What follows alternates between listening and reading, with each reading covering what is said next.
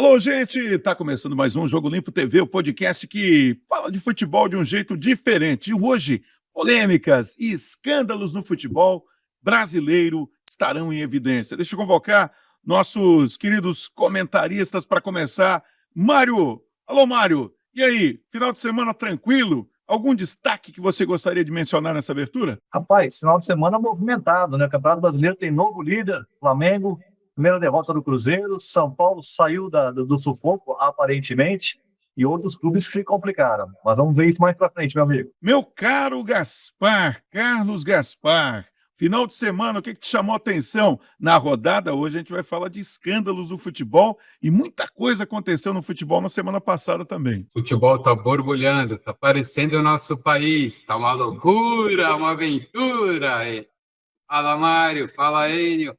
Diz aí, galera do Jogo Limpo TV, prazer estar aqui com vocês. Agora, Enio, eu tenho duas coisas importantes para falar e não são propriamente do futebol.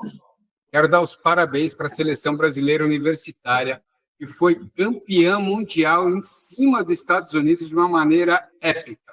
Basquetebol, né? Basquetebol masculino universitário. Eles estavam perdendo por 26 pontos, conseguiram empatar, faltando menos de 10 segundos, e na prorrogação fizeram 94-88 em cima da seleção universitária americana. E, cara, é espetacular o nível do esporte lá. Então, lembrou muito o Pan-Americano dos Estados Unidos, com aquela seleção maravilhosa do Oscar, que bateu os Estados Unidos lá dentro, né? Que foi uma loucura na época, acho que 87, só o Mário para dar essa data certa. Foi em Indianápolis, o Pan-Americano de 87 em Indianápolis, a primeira derrota da seleção americana em casa, o que fez com que mudasse a regra das Olimpíadas e em 92 eles entraram com o time profissional da NBA. Para evitar esse tipo de constrangimento no basquetebol para eles, né? Porque para eles perder na época foi algo inusitado, né, Mário? Com certeza, com certeza. E como o Oscar fez naquele jogo, meu amigo? Olha, eu vou falar uma coisa, ele teve uma noite de Michael Jordan. É verdade. Foi espetacular, né? Hein? Enio, foi espetacular. E a gente teve mais um caso também espetacular, que é do Hugo Calderano, cara. Esse jogador de tênis de mesa. Ele é o terceiro colocado no ranking mundial. Nunca nós tivemos um atleta do Brasil ou da América Latina classificado em terceiro lugar no ranking mundial. E ele fez um feito agora na Argentina, onde ele foi campeão em simples e campeão em dupla mista. O cara está voando no tênis de mesa. Parabéns à Seleção Brasileira Universitária de Basquetebol e parabéns ao Hugo Calderano por essa jornada maravilhosa que eles estão desenvolvendo no esporte agora e estão aí honrando o nosso escudo brasileiro. Olha, estamos começando o Jogo Limpo TV de hoje no oferecimento da Sálvia. Sálvia Saúde Corporativa, planos de telemedicina, que é o telefone 011-93-379-9534. O Gaspar já está lá, já está usufruindo dos produtos e serviços oferecidos pela Sálvia. Não é não, Gaspar? Também conosco aqui, Demanda Leads Mídia Digital, 011-99-196-8339. Olha só, quer ganhar essa camisa? Onde é que eu mostro? Eu mostro aqui? Quer ganhar essa camisa, Jogo Limpo TV? É muito fácil. Vai lá, faça a inscrição no YouTube. Você que já está inscrito no YouTube, aproveite também para seguir a gente no TikTok e também no Instagram. Lá tem os cortes com os melhores momentos. Ó, tem caneca também, hein? Caneca Jogo Limpo TV, o podcast que fala de futebol e outras modalidades, como você viu aqui na abertura. Olha, ô, meu caro Mário, hoje a gente vai falar de alguns escândalos, problemas administrativos no futebol, dívidas de clube. Por exemplo, o Dudu, que era do Palmeiras, está no Galo, pegou 6 jogos e 90 mil por ofender a Leila por conta dessa publicação que nós resgatamos aqui. Põe o print aí do Dudu no ar. Olha, ele falou, o caminhão estava pesado e mandaram eu sair pelas portas dos fundos. Minha história foi gigante. Ele está falando do Palmeiras com os troféus todos. E sincera, diferente de sua senhora, @Leila Pinheiro. Me esquece, daí bota aquelas letrinhas que todo mundo sabe o que significa, VTNC. Saiu, Mário, 90 mil. Como que esses 90 mil vai mudar a vida da Leila, hein? Pouco, né? Não, o problema não é os 90 mil, né? Ela mostrou para ele que ele foi extremamente infeliz e deselegante, né? Eu acho que você pode, de repente, não se dar bem com alguém no esporte, né? Muita gente, né? Você tem um grupo de tantos jogadores, comissão técnica, técnico, presidente, diretor, conselheiro. É muita gente, é difícil você se dar bem com todo mundo. Mas ele foi deselegante, ele foi infeliz, vamos dizer assim. Eu acho que faltou alguém ali da produção dele falar, pô, não posta isso, você está ofendendo. E aí ele foi bater de frente ele falou de caminhão, ele foi bater de frente com uma Jamanta, porque essa mulher tem muito poder, ela fala bem, ela é uma grande presidente, ela está fazendo um grande trabalho, e ele foi infeliz. Enquanto ela continua fazendo o Palmeiras um time grande, cadê o Dudu? Né? Foi para o Cruzeiro, ficou no banco, agora foi para o Atlético, então a gente tem que tomar cuidado na hora de falar, porque a vida é uma volta, né? Ele ganhou muito no Palmeiras, mas tudo tem um ciclo, e pelo jeito, não quero isso para a carreira dele, mas pelo jeito o ciclo dele está no final. E ele Ô Gaspar, a turma se atrapalha muito com esse negócio aqui, né? Com o tal do celular, rede social. Eu acho que se o pessoal treinasse mais, falasse menos, seria uma boa para evitar esse tipo de problema. 6 jogos, 90 mil de indenização para a Leila do Palmeiras. Cara, as ofensas morais que ele atribuiu na hora que ele fez os comentários são realmente inapropriadas, né? Ela está correta, tem que tomar realmente essa postura. Ela deu uma entrevista recentemente, inclusive, dizendo que o maior problema foi a forma com que ele se dirigiu e não o tema, né? Ela entende que ele saiu pela porta do fundo porque ele não tinha palavra, segundo ela, nas negociações que foram acordadas anteriores, e ele devolveu de maneira bastante ríspida, com um vocabulário bastante inadequado, de uma maneira muito agressiva. E a resposta dela foi entrar com um processo. Inclusive, ela tem processo cível contra ele. Então, esse foi um processo que ela fez junto às federações CBF e as federações regionais, até que o Atlético recorreu, né, para que não perca o atleta durante esses 6 jogos, está ainda em avaliação, mas ela tem também um processo cível de dano moral contra ele. Então, eu entendo que toda e qualquer pessoa que seja ofendida dessa forma como ela foi, tem que realmente buscar os seus direitos de reparação moral. Eu, nesse ponto, acho que ele errou e errou feio, né? Ô Mário, queria conversar um pouquinho agora sobre o Esporte Clube Corinthians Paulista. Por quê? Põe o print aí. O Corinthians está todo enrolado, né?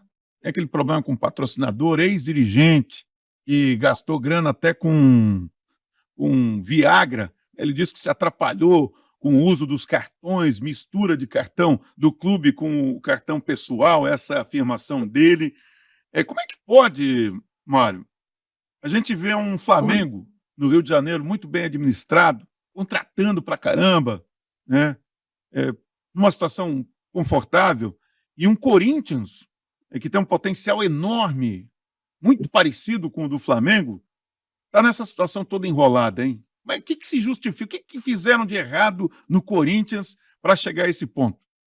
Pois é, Enio, eu acho assim, isso não acontece numa gestão apenas, nem em duas, isso vem, né, de futebol, você acaba herdando gestões e a coisa vai piorando, né? O Corinthians teve grandes gestões aí, o Corinthians, vamos lembrar, na época do Kia lá, o Corinthians foi campeão brasileiro, depois ele caiu para a segunda divisão, depois ele voltou com o Andrés, ganhou Libertadores, ganhou o Mundial, e aí depois, de novo, é uma situação muito parecida com a do próprio Flamengo, esses altos e baixos, o próprio Palmeiras passou por isso, né?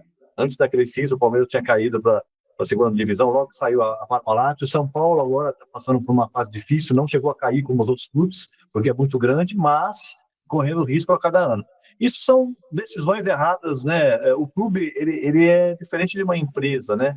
A empresa, o dono da empresa, ele arca ali com as circunstâncias, se essa empresa não for bem, ele pede falência, recuperação judicial, e o clube é diferente, né? A cada 3 anos, a cada 4 anos muda, e quem chega acha que vai conseguir resolver o problema, e muitas das vezes piora, né?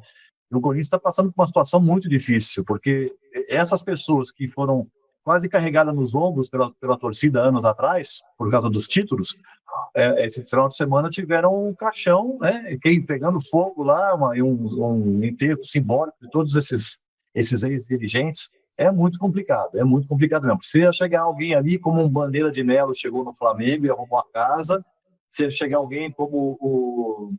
Oh, meu Deus, fugiu o nome do ex-presidente do Palmeiras, antes da Leila e antes do Maurício, do Itaú. Bom, já volto. E a própria Leila que deu continuidade nisso. Então assim, precisa de alguém chegar realmente a arrumar a casa. E isso não é de um dia para o outro.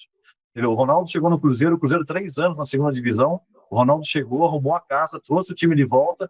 Agora que estão aparecendo os resultados, mas o Ronaldo foi mais escorraçado do Cruzeiro. Mas deixa eu botar um áudio do Ronaldo falando sobre o Corinthians para o Gaspar analisar, porque na opinião do Ronaldo Fenômeno, o Corinthians tem que virar SAF e ele acha que ele é voluntário para pegar, ele garante que consegue um investidor para tocar o Corinthians. Põe no ar aí o Ronaldo falando do Corinthians virando SAF. Infelizmente, a situação no Corinthians hoje está muito complicada, muito complicada. É uma confusão interna, né, no conselho, com a atual gestão, a dívida, enfim. Mas eu acho que a única solução para o Corinthians virar uma SAF. Quando o Corinthians virar uma SAF, e isso pode ser um modelo híbrido de SAF, onde o investidor, para investir, ele passa a ter um controle alternado com a associação, por exemplo. Mas assim, os primeiros anos tem que ser o investidor, e dependendo de quanto for injetar esse dinheiro, porque a dívida do Corinthians só cresce. Mas muita gente refuta isso porque o Corinthians tem uma massa, os clubes de grande massa não deveriam virar SAF. Você entende que é a solução, mas aí eu acho que a pergunta é séria mesmo, porque você investiu no Cruzeiro, você não se colocaria à disposição para investir no Corinthians, se fosse esse modelo interessante aí? Eu falei algumas vezes, se o Corinthians decidir virar SAF, eu arrumo o dinheiro e embarco. E não vai ser, assim, uma surpresa, não. Ô, Gaspar, o Ronaldo garante que dinheiro para ir para o Corinthians não é problema. Que bonito ouvir o cara falar. Eu garanto a grana para comprar o Corinthians. O que você acha disso, Gaspar? Eu acho que esse, para mim, também é o único caminho para ir para o Corinthians, o Atlético Mineiro, que tem uma SAF, mas não é gerida de maneira adequada, esses clubes que estão extremamente endividados. O Corinthians hoje é o número 1 em endividamento. Tem 2,5 bilhões de dívida. Ele não consegue honrar mais nada dos seus compromissos, né? O Corinthians teve um patrocínio cancelado em virtude de uma possível fraude, um envolvimento da polícia junto ao presidente anterior, onde ele está se defendendo de acusações que foram feitas. O Corinthians teve o balanço dele, as receitas e despesas orçadas de 2024 recusadas, porque tiveram várias inconsistências. O time tem atraso de todos os tipos, desde fornecedor a funcionários, a atletas. Então, é um momento muito triste da história do Corinthians, cara. E em agosto agora, dia 9/8, a gente deve ter uma nova eleição.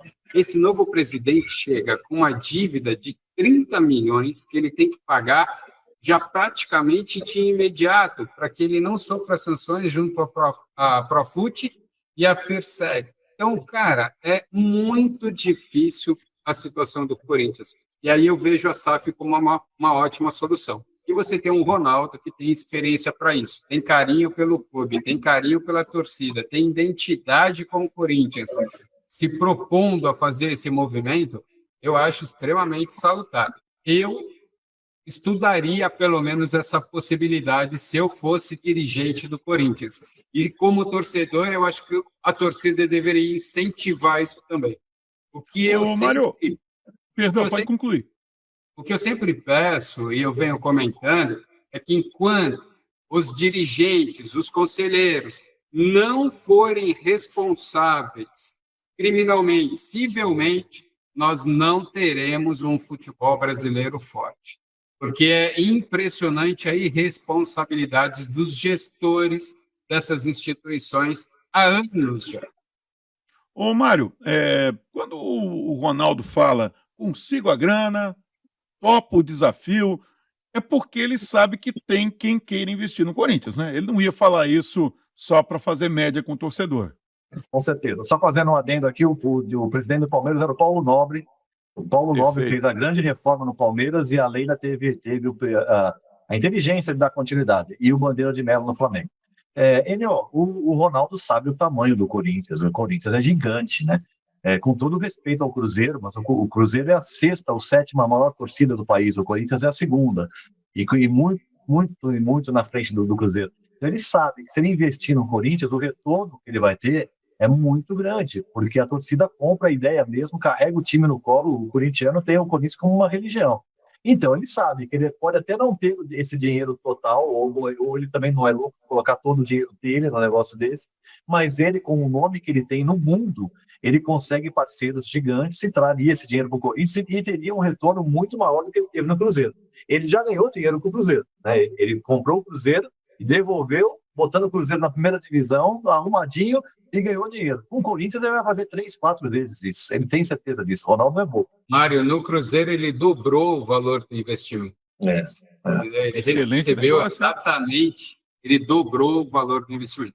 E eu acredito que no Corinthians vai acontecer o que aconteceu com o Flamengo naquela época de reestruturação, quando o Bandeira passou aí 3, 4 anos só ajeitando a casa, pagando todas as dívidas e colocando o clube dentro do trilho de maneira fiscal, de maneira financeira adequada, para depois agora estar colhendo. O Flamengo está na beira de braçada. Só tem ele e o Palmeiras hoje no futebol brasileiro estruturados realmente, financeiramente, administrativamente. E o Ronaldo, ele só finalizando, tem uma vantagem. Ele não é político, ele não é cartola, ele é ídolo da torcida. Então isso já conta a favor dele também. É verdade, já torna o trabalho bem mais fácil, né? Agora, se tá ruim para o Corinthians, também não tá bom para o Clube de Regatas Vasco da Gama, viu? Olha só a entrevista coletiva do Pedrinho, dando uma explicação sobre conta de energia elétrica, que devia ser uma coisa administrativa, e nem quando os clubes nem falam sobre isso com imprensa, né? Mas o fato é tão inusitado que acabou repercutindo e você vai acompanhar agora aqui. Um grupo de oposição, já que se falou em política, que bate que a gente aumentou o custo da água e luz do calabouço. Você sabe por que aumentou o custo da água e luz? Vocês sabem, não? Porque tinha gato. Gato. Aí vão ficar chateados que eu vou falar?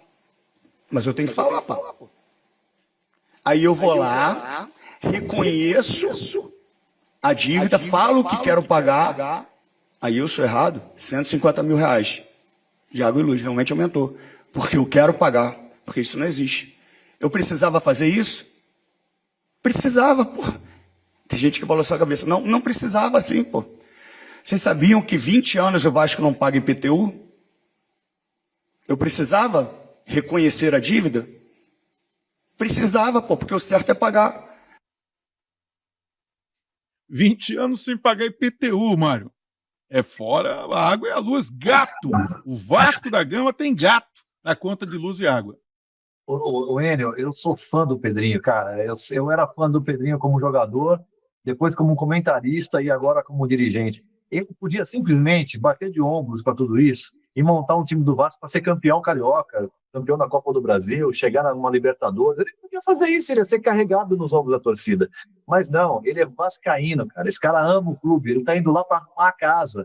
Tem gato. O programa não é dele, não foi ele que fez. Não paga o IPTU, quem ficou 20 anos fica 22, fica 23. Não, ele está indo lá para arrumar a casa, ele está levantando o tapete, tirando a poeira lá de baixo, tirando o podre lá de baixo.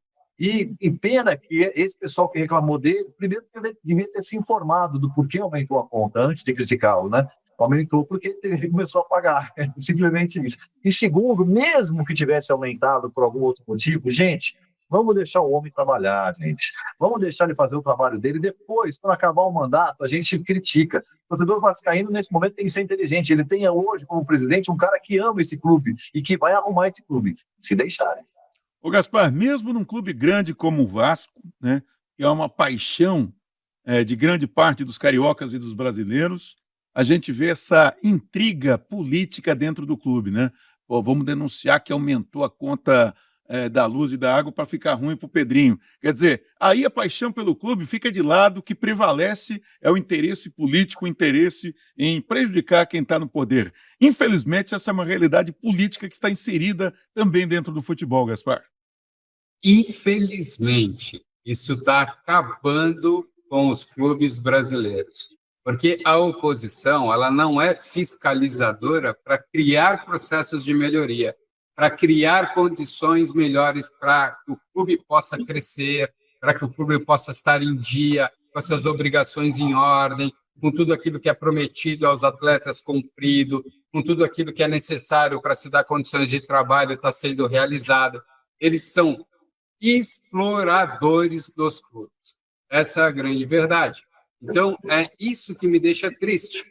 Eu acho que enquanto não tiver responsabilidade fiscal e criminal e os conselhos não forem realmente órgãos de fiscalização e os profissionais não forem remunerados para que façam esse trabalho e possam se dedicar a ele, nós vamos passar por isso. O que o Pedrinho está fazendo nada mais é do que o Mário colocou, colocar a casa em ordem. Ele é um cara correto, tem uma postura ética e está lá para fazer o melhor pelo Vasco, sem sombra de dúvidas. O que depender dele vai voltar a fazer o Vasco ser um dos melhores clubes do cenário brasileiro. Mas, cara, as pessoas precisam contribuir com isso, quem está lá.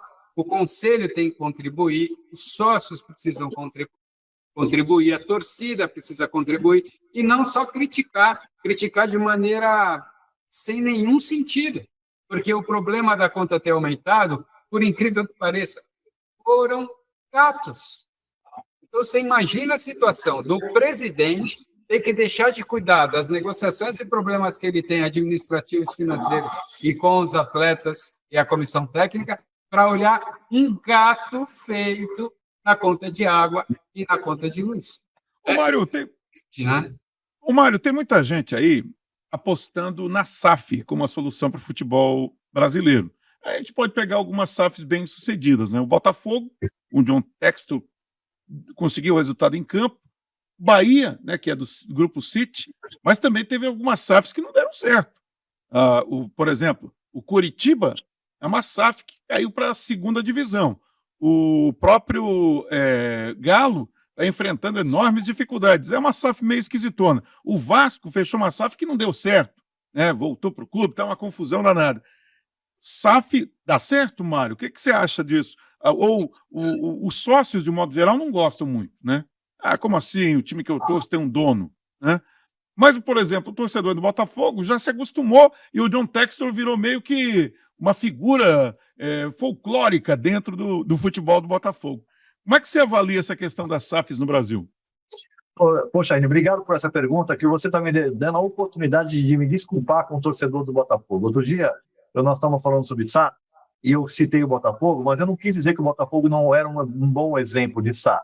Ao contrário, o torcedor do Botafogo tem que estar muito satisfeito com a SAF. O Botafogo vinha de cair várias vezes para a segunda divisão, de conseguir títulos, e com a entrada do John Textor, o Botafogo cresceu, foi campeão brasileiro, campeão da Libertadores, um título maravilhoso, foi disputar o Mundial agora, foi muito bem no Mundial, se passa pelo Palmeiras, talvez pudesse bater de frente com o Chelsea, enfim. O que eu quis dizer é a forma como o John Textor toca o negócio dele. O negócio é dele, ele faz como ele quer. Mas eu acho que isso de desmontar um time a cada 6 meses e montar outro está dando certo, mas futebol não é padaria, né? Vai chegar uma hora que ele vai desmontar o time, vai montar outro e não vai dar certo, como aconteceu no começo do ano. Mas respondendo a sua pergunta, cada caso é um caso. O Gaspar é fã da SAF, eu sei disso, ele gosta, isso ele acha que é a solução, e eu não que eu seja contra, eu tenho um pé atrás. Eu acho que é um tema muito recente, e como você bem colocou, Enio, em alguns clubes dá certo e em outros clubes não dá certo. Então, eu estou naquela fase de esperar ver o que vai acontecer para a gente poder ter um julgamento mais concreto sobre isso. Gaspar. Fala, Enio, me desculpa, eu ia fazer um comentário, mas pode falar, por favor. Justamente sobre as SAFs, né? Já que você é um defensor da causa, queria que você... Como é que você justifica, por exemplo, os insucessos? Porque a gente tem o caso do Bahia e do Botafogo, que são bons exemplos de SAF. Mas e os exemplos ruins? Coritiba, o Galo, o Vasco, enfim. SAF ou seja, uma instituição sem fins lucrativos, sem gestão, sem responsabilidade fiscal, sem responsabilidade fiscal, não vai mudar nada. Eu não sou a favor da SAF, eu sou a favor da gestão correta, da gestão realmente para o clube. É muito difícil você dizer que uma SAF é o melhor modelo. Eu não posso afirmar isso. O que eu posso te afirmar é que todos os clubes que não têm uma gestão adequada, que não têm uma gestão profissional, que não olham para o seu financeiro, que não olham para aquilo que é legalmente obrigatório a ser feito, tornam o seu clube sempre vulnerável. Sempre vulnerável. O Atlético Mineiro é uma SAF, mas olha o que está acontecendo com o Atlético Mineiro. É o segundo maior devedor do futebol brasileiro. O John Dexter está fazendo um trabalho fantástico, o clube está ganhando tudo. Eu não sei se você viu também, não posso afirmar se isso é uma notícia verídica ou não, mas eu li uma matéria dizendo que ele ia cair do grupo que ele fundou. E aí as pessoas que estavam com ele estavam tentando tirar ele da presidência do fundo, e aí o Botafogo fez um movimento interno entre a associação e dirigentes mais torcedores e conseguiram reverter a situação do John dentro da própria entidade que ele criou, que é a SAF que administra o Botafogo. Então, só para você entender o cenário como é complicado. Então, se você não tiver profissionalismo, se você não tiver um trabalho bem feito, se você não for realmente amparado por profissionais qualificados, você pode ser uma SAF, você pode ser o que você quiser, não dá certo. Só dá certo quando você tem bons profissionais em cada posição fazendo o melhor trabalho e de forma remunerada. Eu também não acredito que nenhum diretor que não seja remunerado está lá de livre, espontânea vontade, trabalhando 24 horas, sofrendo a pressão e não levando o pão para dentro de casa. Também não acredito que isso funcione. Então, eu não defendo a SAF, eu defendo uma gestão profissional. E vou defender sempre, porque é isso que está acabando com o futebol brasileiro e com os clubes brasileiros. Muito bem, gente, a gente vai dar uma paradinha. Daqui a pouco a gente volta falando de Brasileirão, Copa do Brasil. E no intervalo, você vai ver o bate-boca do Neymar com um torcedor na Vila Belmiro. Rapidinho, a nossa paradinha.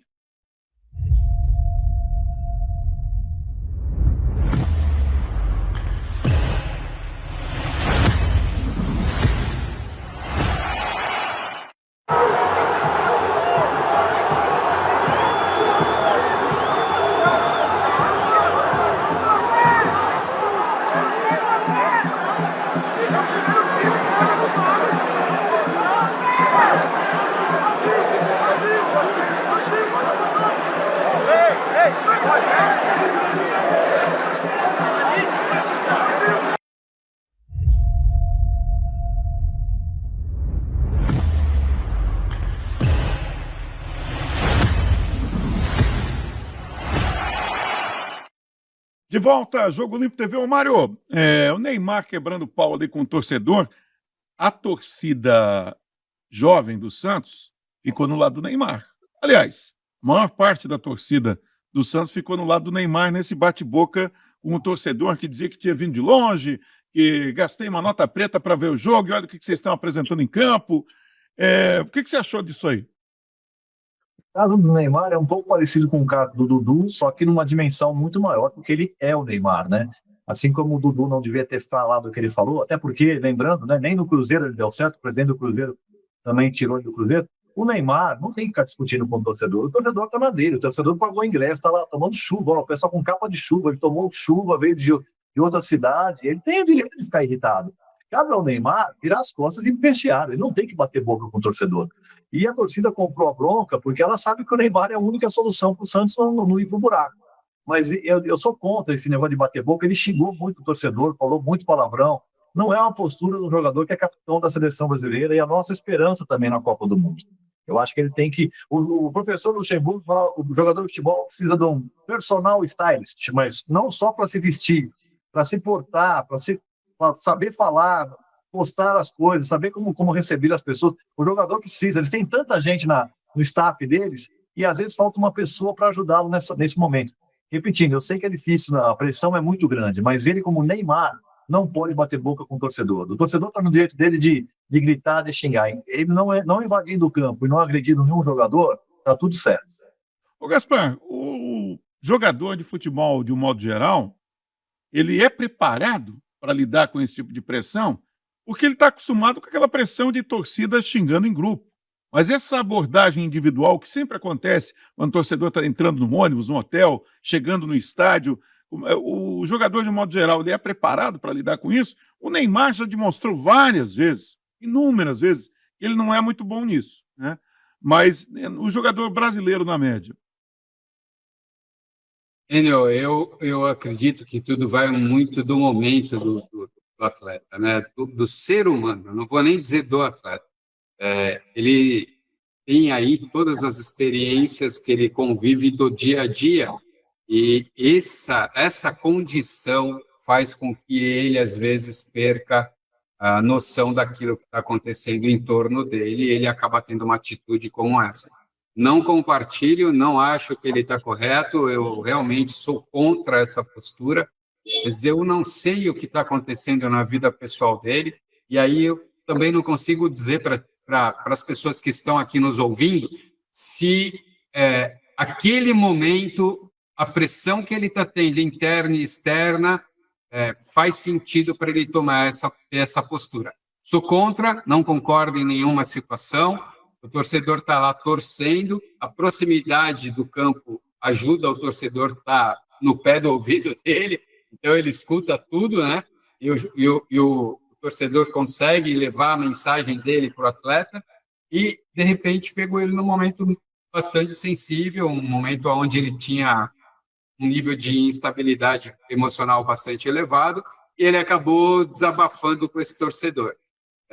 Eu acho que é um grande equívoco do Neymar ir para essa linha de frente e querer debater com o torcedor. Ele é um atleta de alto rendimento, um baita profissional, um dos melhores jogadores do Brasil dos últimos anos. Eu não vejo nenhum jogador que possa se comparar à qualidade dele depois de Ronaldinho. Ronaldo, para mim, ele é o próprio Romário. Ele, para mim, é um dos melhores jogadores do Brasil. Mas esse comportamento dele foi inadequado. Eu acho que ele tem que repensar. A boa notícia... Oi, diga, Mário. Não, é só complementando, eu acho assim, complementando o que o Gaspar falou, eu acho assim, se ele estivesse num shopping center, num restaurante com a família dele, entrando no cinema e fosse abordado no tete-a-tete por um torcedor, ele teria dois caminhos: ou rebater, retrucar, e bater boca, ou simplesmente virar as costas e sair. Mas dentro do estádio, com aquela quantidade de gente, era só ele virar as costas, fingir que não ouviu e sair, entendeu? Uma coisa é ele ser abordado na feira, no cinema, outra coisa é ali dentro do estádio. Era só ele virar as costas e teria saído, não teria acontecido nada disso. É verdade. Vamos seguir agora com o quadro Cê Viu. E o quadro Cê Viu dessa semana, a gente cortou um trabalho feito pelo dublador Gustavo Machado, que fez a dublagem do bate-boca entre o Hulk do Galo com o árbitro uruguaio, o Esteban Ostodic. Acho que é assim que pronuncia. Põe no ar aí.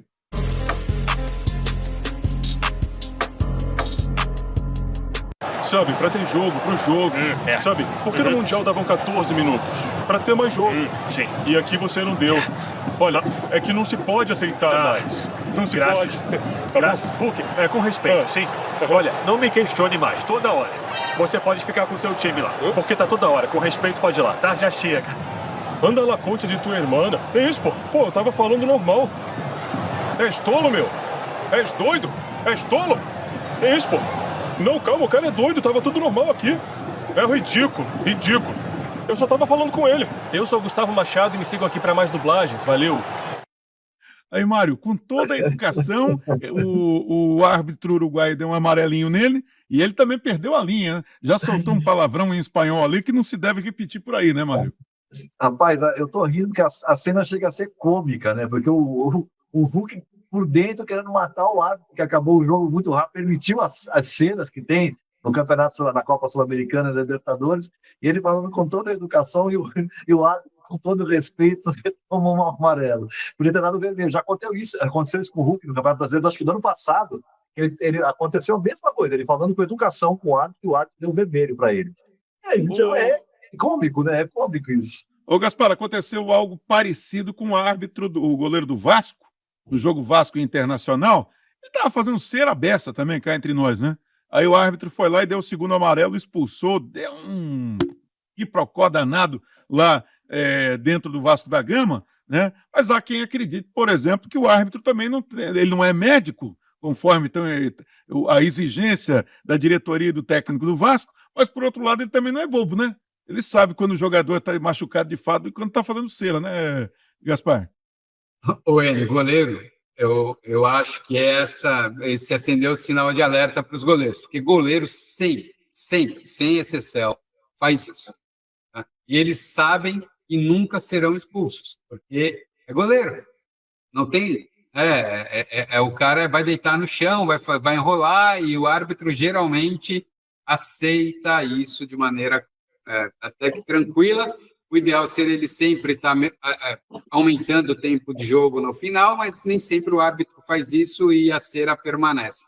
Dessa vez, acho que o árbitro cansou. Deve ter alertado ele 1, 2, 3, 4, 5 vezes e ele continuou fazendo a cera. Quando o árbitro percebeu que não tinha nada, pediu, ele não levantou, pediu de novo, ele não levantou e falou, então agora você vai levantar para o chuveiro, né?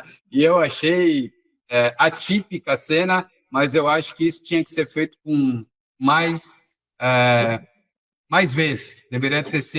Os árbitros deveriam usar esse recurso mais vezes, não só com os goleiros, mas com os jogadores de linha também. Tem que disciplinar, tem que acabar com isso. Cera tem limite, né? Eu acho que se tem uma lesão, vai tratar do lado de fora, volta para o campo de novo e deixa a bola rolar. Mário. O grande problema, Enio, é a falta de critério da arbitragem. Tem árbitros que chamam atenção, que dão cartão, e tem árbitros que fazem simplesmente, quando o goleiro vai bater o tiro de meta, então, que você vê o árbitro andando por meio do campo de costas, você já sabe que aquele árbitro é conivente com a cera. Então, a falta de critério é que deixa o jogador sem saber o que ele pode fazer. Eu me lembrei aqui, não no ano passado, acho que no retrasado, Boca e Palmeiras disputaram uma semifinal. O segundo jogo foi em São Paulo. A cera que o Boca fez em São Paulo foi ridícula. Ultrapassou todo o limite do tolerável. E o árbitro foi lá e meteu o acréscimo de 2, 3 minutos, eu não me lembro mais qual foi o acréscimo, mas foi ridículo o que o Boca fez e garantiu presença na final com o Fluminense. Exatamente. É aí que eu queria chegar. A maioria dos árbitros, principalmente em Libertadores e jogos sul-americanos, eles são coniventes com isso. Então, como o jogador não sabe o que vai acontecer, o que o jogador tem que fazer? Tem que fazer a lição de casa. Quem é o árbitro do jogo de hoje? Ele ia ver que o Fábio Pereira Sampaio já expulsou um jogador esse ano por causa disso. Ele falou, pô, esse árbitro aí já expulsou um goleiro por causa disso. Então, eu, como goleiro, não vou brincar com esse árbitro, eu vou brincar com aquele que finge que vai dar o acréscimo e depois dá 2 minutos. Com esse aí eu posso brincar, entre aspas, de fazer cera. Com o que expulsa, eu tenho que jogar sério. Se o jogador estudasse antes de entrar em campo, não teria tomado o cartão. É claro que... Outra coisa interessante, Mário, na Copa do Mundo de Clubes agora, nós tivemos um caso do Boca Juniors. Ele sofreu uma sanção indireta, mas sofreu da FIFA. Pela cera, pela morosidade, pela catimba, eles fizeram nos jogos nos quais eles disputaram na Copa do Mundo de Clubes. Então, para você ver a forma de tratamento, como ela é diferente. Pergunta se no próximo jogo, depois que eles foram chamados à atenção e multados, se teve tanta cera como teve no primeiro jogo do Boca Juniors na Copa do Mundo. Não teve, mudou a postura. Não, é preciso coibir, não resta a menor dúvida. Agora, o goleiro tem um aspecto que a gente não pode esquecer também, né, Mário? A gente não. Você parte da presunção que o goleiro, quando está se queixando de dor, é porque ele se machucou. É óbvio, nós todos sabemos que 9 entre 10 casos não tem lesão nenhuma. É uma pressão do adversário que você está tentando segurar, né? Sempre tem um tempinho que você está querendo ganhar porque o jogo está chegando no final, mas é aquele tal negócio. Não tem como o goleiro ser atendido e a bola continuar rolando, né? Esse que é o grande problema, o grande desafio para resolver quando envolve lesão do goleiro. Não tem como saber, mas eu só acredito em lesão do goleiro quando ele está perdendo o jogo. Quando ele está ganhando, eu não acredito em lesão do goleiro, não. E só fazendo um adendo rápido, é contra a regra, mas já que acontece, quando o Brasil estava perdendo de 3-1 para a Alemanha, naquele famoso 7-1, eu comentei com quem estava do meu lado. Eu falei, a única pessoa que pode parar esse jogo é o Júlio César. O Júlio César tem condições agora de arrancar a luva, deitar no chão, ficar meia hora lá, dar tempo do Filipão chamar todo mundo na lateral e arrumar o time. Não tá certo, mas é uma coisa que acontece no futebol. E o Júlio César não teve essa malícia e nós tomamos 7 gols da Alemanha. A gente não pode esquecer do caso do Rojas. É isso, né? Não foi que depois jogou no São Paulo? O clássico gilete que ele usou nele mesmo no caso do foguete, lá no Maracanã, né? Acho que foi no Maracanã. Eliminatórias para a Copa do Mundo de 90 e o Rojas chegou um finalizador e ele deitou no chão como se tivesse batido nele, e aí veio um massagista do Chile e fez um corte na cabeça dele, e isso gerou uma playboy para a fogueteira que jogou o foguete nele. Pelo menos ganhou uma grana, né? Ganhou uma grana. E a Gillette ganhou uma propaganda na época. Olha, vamos falar do Campeonato Brasileiro, dá tempo ainda, Campeonato Brasileiro e Copa do Brasil. Primeiro eu quero falar do Brasileirão, a gente tem tabela aí com classificação, jogos. Primeiro, aí está a classificação. O Flamengo é o novo líder do Brasileirão com 36 pontos, um jogo a menos que o Cruzeiro, que perdeu para o Ceará em casa, 34. O Palmeiras vem logo a seguir, 32. Bahia, 28. Red Bull Bragantino 27, Botafogo 26, essas as equipes da zona de Libertadores hoje. O Mirassol, gente, está com 25, o São Paulo ganhou 3 seguidas, já está com 22 pontos, mirando Libertadores, Ceará 21, Inter 21, vamos lá embaixo para a rapaziada que está em pânico. O Vasco tem 15 pontos, está fora da zona de rebaixamento, mas a mesma pontuação do Santos, só que o Vasco tem um jogo a menos. Santos 15, Fortaleza 14, Juventude 11 e o Sport Recife, Mário.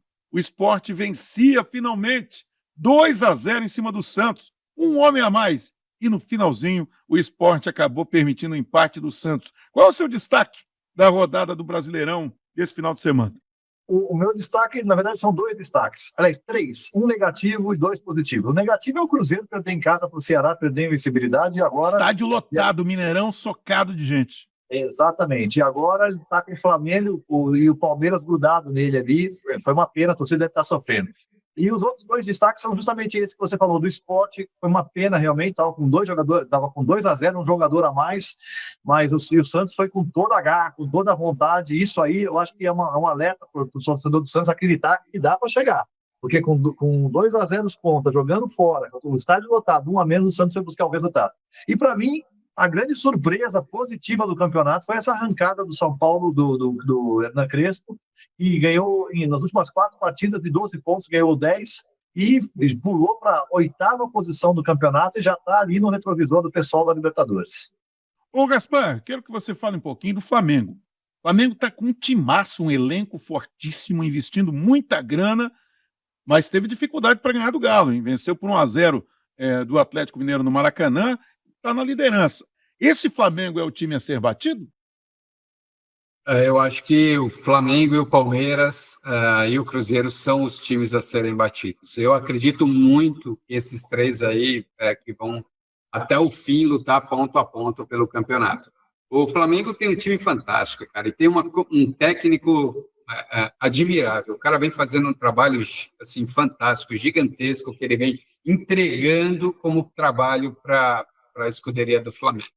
Se ninguém atrapalhar o trabalho dele, se nenhum dirigente fizer nenhuma besteira no meio do caminho, ele tem tudo para chegar no final do campeonato brigando ponto a ponto pela taça. Ô Mário, o São Paulo ganhou do Fluminense, mas o Renato Gaúcho reclamou do VAR. Vamos ver o que o Renato Gaúcho falou do VAR? Põe no ar aí. Nós estamos em 2025, século XXI, e a gente não tem uma definição por parte do VAR de uma jogada. Pelo que eu vi, estou falando pelo que eu vi, e todo mundo que estava aqui viu, o Ferreirinha estava impedido. Agora, se o VAR tem uma outra linha, ele tem que mostrar pra gente. Não é possível que a CBF não vai mostrar o lance. Porque se for esse lance que a gente viu aqui no estádio, o Ferreirinha estava impedido. E aí eu não sei de onde que o VAR tirou, que foi gol. O jogo estava 1-0. Ninguém está dando desculpa, mas é outro jogo 1-0. É outro jogo 2-0. Então a gente não entende. Toda rodada tem um problema com o VAR. Toda rodada tem um problema com algum clube. Então, só queria ver esse lance. O VAR tem que mostrar, a CBF tem que mostrar. Aí amanhã depois vai aparecer o lance. E se está impedido? Aí o São Paulo se beneficiou, o Fluminense foi prejudicado. E aí, Mário, essa reclamação do Renato Gaúcho tem sentido? Toda rodada tem gente reclamando do VAR? Eu não tiro a razão do Renato, porque o VAR no Brasil é muito complicado. Algumas vezes a CBF já pediu desculpa por erro do VAR. É aquele negocinho, quem mexe no botãozinho ali, um pixel para lá, um pixel para cá, você muda tudo. Então, realmente, é complicado. Eu acho que ele está na dele de reclamar até para os próximos jogos. Só que o Renato esquece de uma coisa. O São Paulo teve um gol anulado, polêmico a anulação desse gol. E quando o juiz anulou o gol, a jogada que precede o gol, a bola bateu na mão do jogador do Fluminense. O jogador do São Paulo, eu acho que era o Ferreirinha, se não me engano, ele usa a bola, bate na mão do jogador do Fluminense e sobra para o jogador do São Paulo, que chuta, a bola resvala do Luciano e o juiz ficou aquela dúvida, será mão, será ombro, e acabou anulando o gol. Quando o juiz anula o gol, os jogadores do São Paulo vão para cima do juiz e falam, tá bom, você anulou o gol, então deu um pênalti. E aí o Arboleda tomou um cartão amarelo e o jogo seguiu. Então o Renato está na dele, mas ele sabe que nesse lance o Fluminense foi favorecido, se não com a anulação do gol, pelo menos tem que ter marcado o pênalti. Isso vai acontecer até a 38ª rodada, Elior, não vai ter jeito. Ô, Gaspar, como é que pode? A gente vê campeonatos europeus, a gente vê um Mundial de Clubes, aquele impedimento automático, e aqui no Brasil aquele pessoal traçando com mouse, traçando as linhas para ver se o jogador está impedido ou não. Será que não tem uma IA melhor? Será que é porque tem um contrato com uma empresa e o que ela pode oferecer isso aí, e é por isso que a gente não evolui? Porque a gente sabe que esses contratos de futebol, né, são contratos com valores bem elevados. Eu nem sei quem é a empresa que faz isso, tá, gente? Só estou aqui perguntando, é aquela pergunta retórica. Se vocês souberem, pode falar. Gaspar, o que você acha? Eu acho que você tem um misto aí, né? Você tem um misto de coisas, né? Eu acredito realmente que existe uma dificuldade enorme de você fazer qualquer coisa, porque está tudo amarrado, né? Tudo político. Então é muito difícil você, como a gente não tem um conhecimento interno das coisas, saber o porquê essas coisas não melhoram, né? Mas que existem ferramentas melhores, existem, que existem condições de trabalho mais eficientes, existem, tempo melhor de resultado, tempo melhor de análise. É difícil, é vontade de querer fazer as coisas acontecerem de maneira melhor. Gestão profissional. Então, falta Agora, procedimentos, adequar os procedimentos e gestão realmente profissional. Posso fazer uma proposta aqui para vocês dois agora? Um palpitão para a Copa do Brasil? Porque é o seguinte, vai começar as oitavas de final, vai ter que ser dos dois, tá? Começando pelo Mário, Botafogo, Red Bull, Bragantino. Quem você acha que avança e por quê? Botafogo, porque tem mais time. Você acha? Acho. Gaspar, Botafogo, Red Bull, Bragantino. Botafogo, mas eu acho que avança pelo momento. O Bragantino começou a cair. E eu acho que o Botafogo está tendo mais consistência nesse momento. Mário, CSA, o Clube Esportivo Alagoano contra o Vasco da Gama. Eu acho que passa o Vasco, mas vai depender muito do resultado desse primeiro jogo. O que o Vasco vai levar para São Januário. Mas vai passar, vai sofrido, talvez até nos pênaltis. Gaspar, CSA, Vasco. O Mário matou essa daí, jogou na gaveta. Eu acho que é isso mesmo. Eu acho que o CSA vai dar muito trabalho para o Vasco da Gama. Olha, é difícil aí apostar, mas eu acho que pela tradição, pela camisa que o Vasco tem, vai dar Vasco. E o rival do CSA, lá em Alagoas, é o CRB, que vai enfrentar o Cruzeiro. Quem vai para frente aí, Mário? Cruzeiro hoje está entre os 3 melhores times do país, Cruzeiro. Concorda, Gaspar? Sem dúvida, sem dúvida. Eu acho que o Cruzeiro vai para a próxima etapa aí sem muita dificuldade. O Cruzeiro vem voando. Exato. Outro desafio é Bahia e Retrô. Retrô é time de empresário lá do Pernambuco, não é aqueles times com torcidas, né? É um time montado por empresário. Quem que vai para frente aí, Mário? Passa o Bahia, Rogério Ceni fazendo um dos melhores trabalhos como técnico no futebol brasileiro no momento.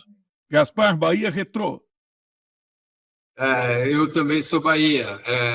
Eu acho que Bahia ele passa por altos e baixos, né? A equipe ainda não tem uma personalidade para várias competições ao mesmo tempo, eles desconectam um pouco a chave, mas é Bahia e eles estão realmente formando uma equipe vitoriosa. Acho que o Bahia, mais uns 2 anos, 2 anos aí, vai ser um dos principais clubes do cenário brasileiro. Até agora foi molezinha. Agora que eu quero ver o bicho pegar. Mário, Corinthians e Palmeiras. Esse é o grande duelo das oitavas, o derby paulista. Vai ser muito pauleira, mas o Palmeiras tem mais condição. O Corinthians não vive um bom momento, mas em compensação é o momento certo para o time dar a virada, né? É nesses momentos que o time cresce e dá a virada, mas eu acho que passa o Palmeiras. Mário, Gaspar, Corinthians, Palmeiras. Cara, Corinthians é grande, é gigante, cara. E o Palmeiras também. São 2 times monstros, né? O Palmeiras está numa fase muito mais consistente, tem um treinador fantástico, o Corinthians está passando por um momento bem difícil, administrativo, financeiro, mas lá dentro das 4 linhas é complicado quando você põe Corinthians e Palmeiras. E eu vou dizer uma coisa para você aqui, cara, eu acho que vai dar Corinthians e eles vão virar aí essa falta de percepção de que o clube tem condições de chegar em algum lugar, eles vão virar nesse campeonato. Eu acho que eles passam pelo Palmeiras. Eu acho que a raça corintiana vai prevalecer. Então vamos lá, vamos seguindo aqui. Põe no ar de novo a tabela para mim, para eu ver a ordem aqui, para não me perder. Agora, Mário, Internacional e Fluminense. Esse eu acho que é o embate mais equilibrado de todos. O Fluminense não vem num bom momento desde que voltou do Mundial, e o Roger, engraçado, ele começou um bom trabalho pelo Inter, mas essa coisa não tá indo. Eu acho que, justamente por o Fluminense estar num mau momento, o Fluminense está indo bem nos mata-matas, ele fez isso lá no Mundial, eu acho que o Fluminense passa com dificuldade, mas passa, principalmente para o segundo jogo no Maracanã. Gaspar, Colorado e o Tricolor do Rio de Janeiro, quem que vai adiante? Eu sou fluminense também. O Fluminense vem passando por um momento difícil, os reflexos do Campeonato Mundial de Clubes estão aparecendo agora, desgaste físico, desgaste mental, desgaste emocional e o desgaste do Renato com alguns empresários e alguns jogadores que ele teve ali para poder tentar ajustar a casa, né? Mas eu sou fluminense, acredito no Fluminense. Teve séries diferentes? Os nossos comentaristas aqui apostaram no que está na série principal. Então vamos lá para o próximo aí. Põe no ar aí, Cleidinho. Atlético Paranaense e São Paulo. O Atlético vai mal, não está conseguindo chegar na zona de classificação na Série B, e o São Paulo numa crescente. É óbvia a escolha do provável time a avançar aí, Mário? No futebol nada é óbvio, Enio. Não dá para cravar, mas eu acho que o São Paulo é muito favorito. O Atlético Paranaense, historicamente, sempre é uma pedra no calcanhar do São Paulo. A despeito do São Paulo ter sido campeão da Libertadores em cima do Atlético Paranaense, mas historicamente sempre fez jogos difíceis aqui no Morumbi, e principalmente na Arena da Baixada, o São Paulo tem muita dificuldade de ganhar. Acho que ganhou 2 ou 3 vezes no máximo. Mas você colocou muito bem, o Atlético está indo mal na Série B. Então o momento é São Paulo. Gaspar. O São Paulo vem numa crescente nesses últimos jogos, né? Mas jogar na Arena é sempre uma pedreira. O estádio é diferente, a torcida é muito pulsante, o Atlético cresce muito lá dentro e eles vão jogar todas as fichas nessa competição, porque eles estão muito mal na Série B. Grama sintética, hein? Grama sintética. Exatamente. Então, o estádio ele tem toda uma energia, uma química, uma condição diferente. Eu acho que esse jogo, se o São Paulo passar, vai passar meio que na Bacia das Almas. Se eu não me engano, os últimos 5 jogos do Atlético na Arena da Baixada foi só uma vitória, tá? Perdeu 2 em casa, empatou 2. Então não tá tão bom assim o fator casa para o Furacão em Curitiba, pelo menos. E o nosso último confronto, põe no ar aí para mim, Cleidinho. Vamos ver. Flamengo e Galo. Olha, e é curioso, porque o Flamengo jogou com o Atlético Mineiro domingo e volta a jogar no Maracanã também com o Galo agora. Existe uma rivalidade eterna dos 2 clubes por conta da Libertadores, lá dos anos 80. José Roberto Wright, que era do Rio de Janeiro, e apitou jogo decisivo e polêmico, expulsou gente do Atlético. Então, desde então, Galo e Flamengo sempre é jogo que sai faísca. Agora, quem que é o favorito nesse duelo aí, Mário? essa guerra começa lá nos anos 80, quando o Flamengo ganhou o Brasileiro em cima do Atlético, continuou em 81 na Libertadores, eles estavam na mesma chave, e aí teve um jogo extra em Goiânia, no Serra Dourada, e aquele jogo fatídico que o Zé Roberto Hartz conseguiu estragar o jogo. Então, desde lá, esses dois times se odeiam. O Atlético é um caso meio parecido com o Internacional. O Atlético tem um baita de um time no papel, mas não consegue desempenhar, né? Então, eu acho que o Flamengo é muito favorito contra o Atlético. E esse lado da rivalidade, lógico, que atrapalha um pouco. Você vê que o Atlético segurou 1-0 com o Flamengo, lá o Flamengo achou que fosse talvez fazer 2-3 no Maracanã no domingo e não conseguiu, foi 1-0. É sempre apertadinho, mas acho que dá Flamengo. Gaspar? Cara, olha que coisa interessante, né? O Atlético vive uma situação próxima do Corinthians, é o segundo maior devedor. Você tem aí jogadores ameaçando ações trabalhistas, você tem toda uma gestão temerária que está sendo realizada, você tem o Cuca enfrentando várias dificuldades, né? Mas é o Atlético Mineiro, tem um peso enorme essa camisa. Só que do outro lado você tem um Flamengo, que o peso da camisa, para mim, é um pouco além daquilo que o Atlético Mineiro pode oferecer. Eu acho que da Atlético Mineiro, eu acho que da Flamengo, pelo técnico que ele tem e pelo esquadrão que ele tem. Para mim, Flamengo. E assim a gente chega ao final do Jogo Limpo TV de hoje. Mário, grande abraço! Um abraço, Enio, um abraço, Gaspar, até semana que vem.